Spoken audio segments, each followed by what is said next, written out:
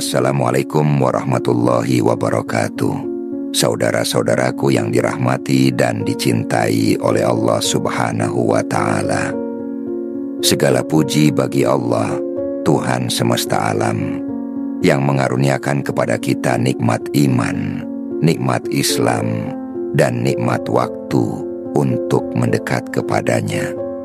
Sholawat dan salam tercurah kepada junjungan kita, Nabi Muhammad Shallallahu Alaihi Wasallam, sang kekasih Allah yang menjadi teladan dalam kesendirian dan kekhusyukan.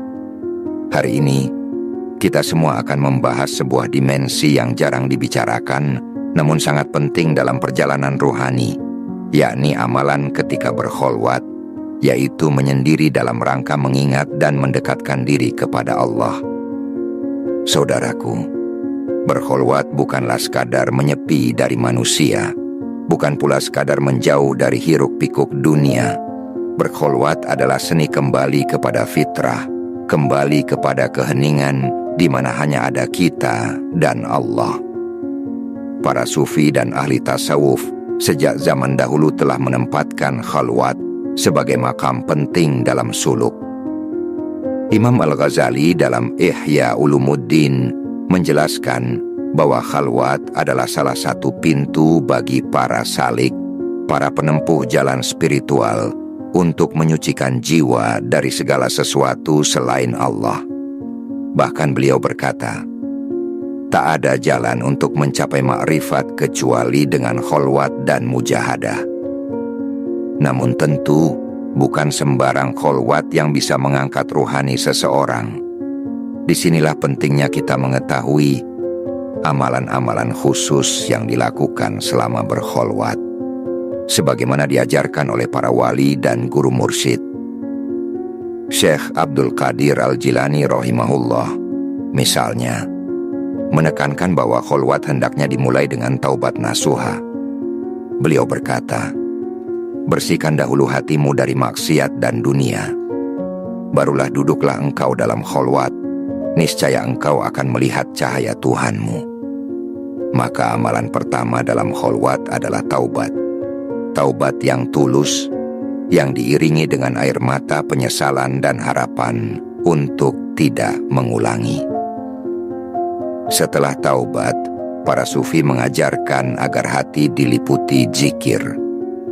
Imam Junaid Al-Baghdadi menegaskan bahwa inti dari kholwat adalah zikrullah, mengingat Allah secara terus-menerus dengan hati dan lisan.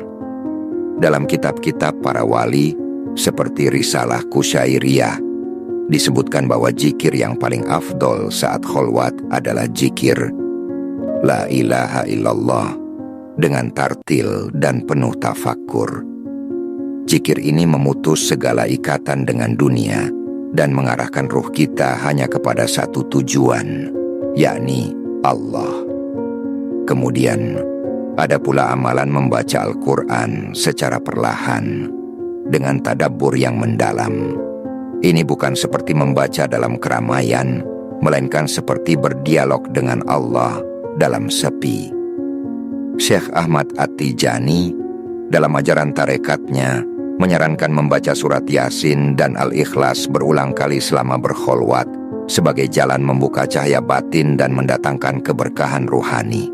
Bahkan ada kalangan sufi yang menambahkan amalan membaca sholawat khusus seperti sholawat nariyah atau sholawat fatih untuk mendekat kepada Rasulullah Shallallahu Alaihi Wasallam dalam ruhani.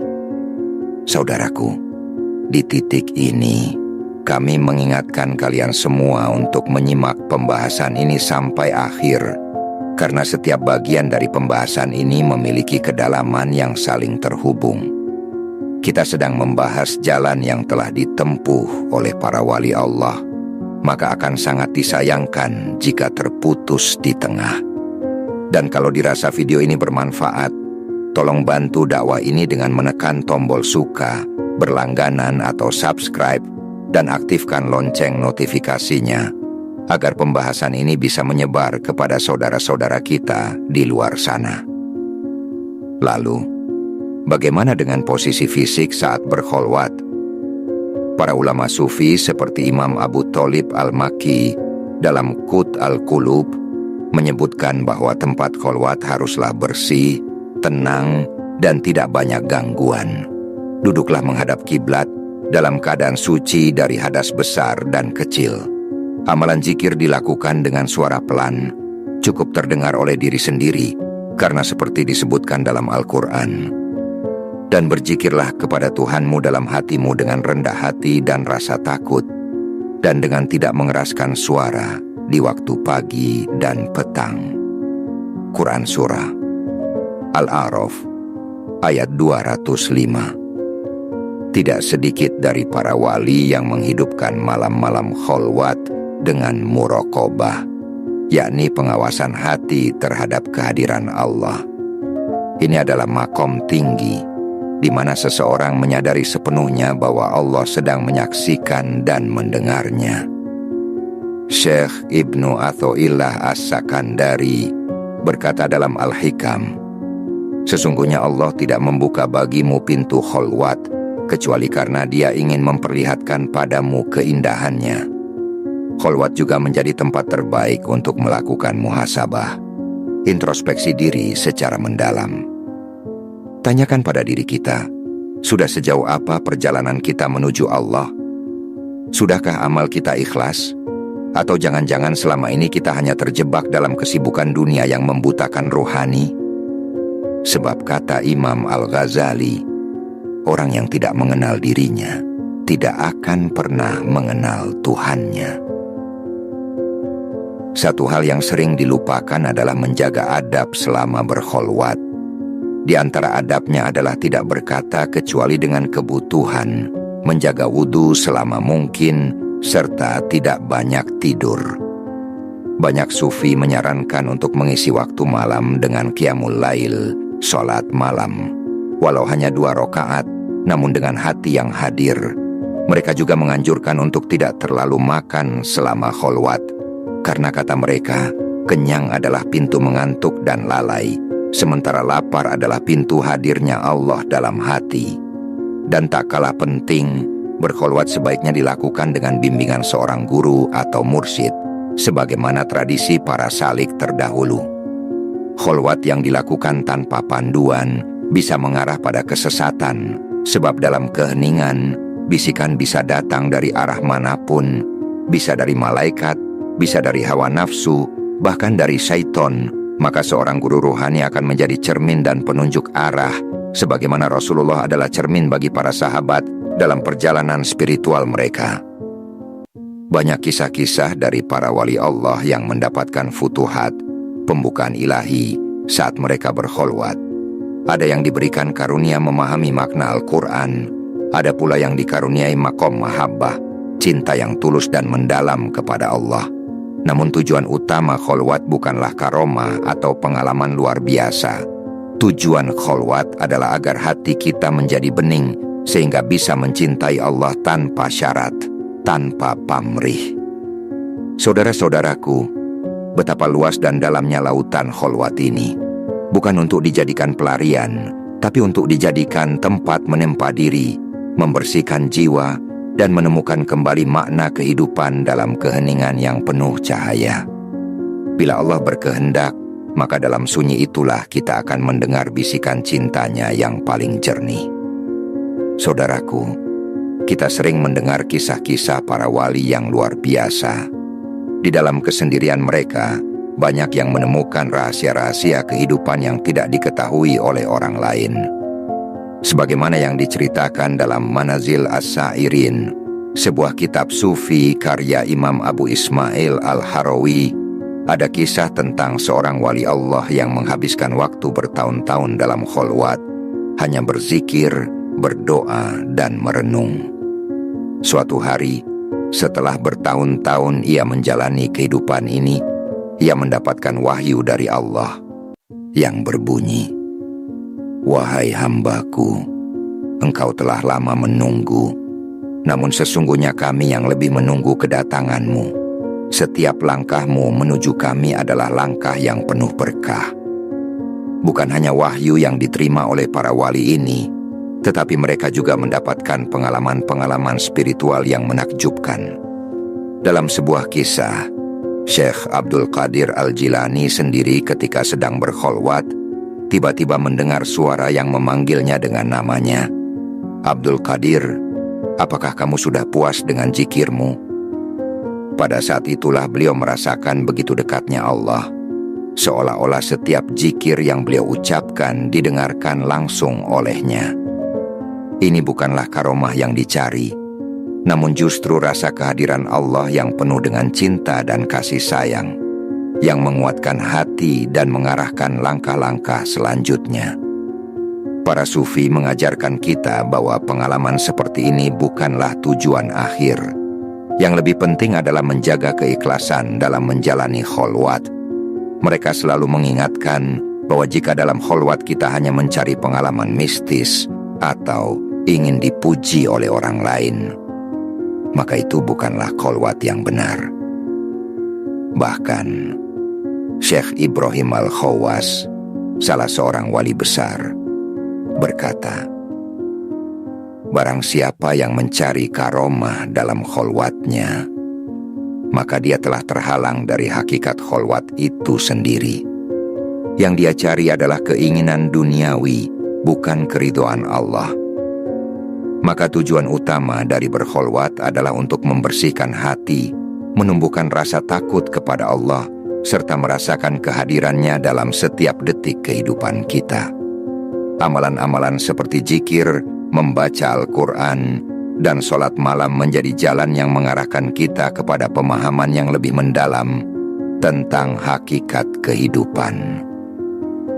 Salah satu amalan lain yang sangat ditekankan dalam kholwat adalah menjaga lidah. Rasulullah SAW sendiri dalam banyak hadis menyebutkan tentang pentingnya menjaga lisan.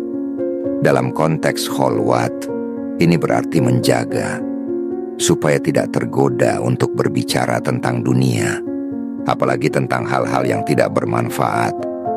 Kata-kata yang keluar haruslah berisi zikir, doa, atau pembicaraan yang mengingatkan kita akan Allah. Oleh karena itu, dalam kholwat, kita diajarkan untuk lebih banyak mendengarkan, lebih banyak merenung, dan lebih sedikit berbicara. Amalan lainnya yang sangat penting adalah mujahadah, bersungguh-sungguh dalam berusaha untuk membersihkan diri. Selama berkholwat, kita harus berjuang melawan hawa nafsu yang bisa saja datang dalam berbagai bentuk.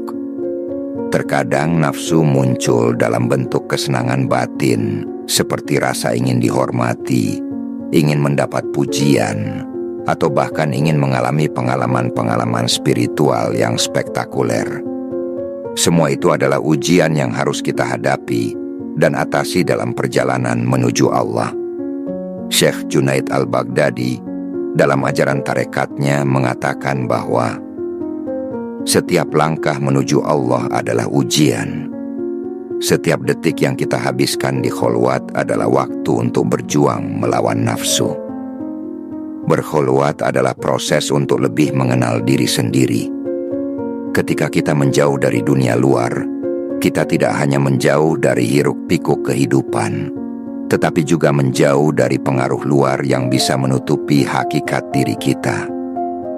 Di dalam keheningan itulah, kita bisa merenung dan bertanya kepada diri sendiri, apakah aku sudah cukup mengenal Tuhanku? Apakah aku sudah cukup mengenal diriku sendiri? Disinilah peran besar kholwat sebagai ruang untuk mengenali hakikat diri dan memperbaiki hubungan kita dengan Allah. Bagi para salik yang benar-benar berjalan di jalan ini, mereka akan menemukan bahwa kesendirian tidaklah menakutkan, justru memberikan kedamaian. Sebagaimana dikatakan dalam kitab Futuhat Al-Makkiyah, karya Ibnu Arabi, yang menyebutkan bahwa kesendirian itu adalah sebuah kehadiran. Orang yang sepi tidak benar-benar sepi, karena dalam kesendirian itu dia merasakan kehadiran Allah yang selalu menyertainya. Inilah esensi dari kholwat, yaitu bukan hanya sekadar menghindar dari keramaian dunia, tetapi untuk mengundang kehadirannya di dalam hati kita. Berkholwat dengan zikir, dengan doa, dengan membaca Al-Quran. Semua itu bukan hanya untuk mencari ketenangan, tetapi untuk menumbuhkan kesadaran penuh bahwa kita sedang berada di hadapan Allah. Tidak ada tempat yang lebih dekat dengan Allah selain hati yang terjaga, yang senantiasa disirami oleh cahaya zikir. Seperti yang dikatakan oleh Imam Nawawi Al-Bantani dalam Bustanul Arifin, seseorang yang menjauhkan dirinya dari keramaian dunia akan menemukan dunia yang lebih luas, yaitu dunia batin yang dipenuhi dengan cahaya ilahi. Kholwat dalam konteks spiritual adalah kesempatan untuk membersihkan jiwa dari segala bentuk kotoran duniawi. Dalam kholwat, kita disuruh untuk menanggalkan segala sesuatu yang bukan Allah, agar kita bisa merasakan kebesarannya dengan lebih mendalam. Ini adalah proses yang sangat pribadi, yang hanya bisa dilakukan oleh individu yang sungguh-sungguh ingin dekat dengan Allah. Terkadang, kita lupa bahwa Allah adalah tempat kita kembali. Kita mencari ketenangan di luar sana, padahal ketenangan sejati hanya dapat ditemukan dalam kehadirannya. Kholwat adalah cara untuk merasakan ketenangan itu, yaitu dengan menghentikan segala kesibukan duniawi, menutup pintu-pintu pengaruh luar, dan fokus hanya kepadanya. Allah berfirman dalam Al-Quran, "Sesungguhnya dengan mengingat Allah, hati akan menjadi tenang." Ini adalah janjinya yang nyata bagi mereka yang mau menyendiri dan berhubungan langsung dengannya. Dalam kholwat, kita tidak hanya belajar tentang diri kita, tetapi juga tentang bagaimana seharusnya kita menjalani hidup ini dengan penuh kesadaran dan rasa takut hanya kepada Allah. Mengingatnya adalah jalan menuju hati yang tentram. Dan dengan hati yang tentram, kita bisa merasakan kebahagiaan sejati. Pada akhirnya, kholwat adalah tentang mengosongkan diri, agar Allah bisa mengisi hati kita dengan cintanya. Ketika kita bisa merasakan cinta Allah dalam setiap langkah kita, kita tidak akan lagi merasa kesepian.